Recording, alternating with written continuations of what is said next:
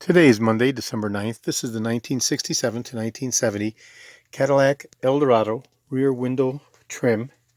This unit was completely disassembled, cleaned, and polished. This will be going to my friend Eric Saka in New Jersey. This is the complete polished stainless steel trim set, often referred to as a chrome trim set, although it's polished stainless steel. This is the Eldorado 67 California Edition variant.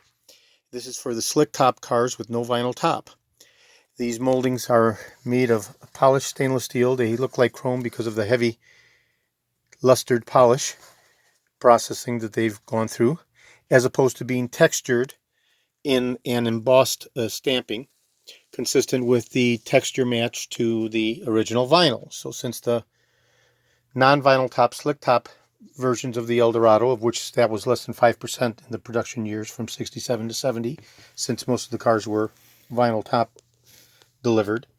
For the non-vinyl top slick cars, what we have is a smooth surface as opposed to a wrinkled texture embossing that was consistent with the vinyl top version variant of the trims. Now there's two types of smooth non-embossed trims.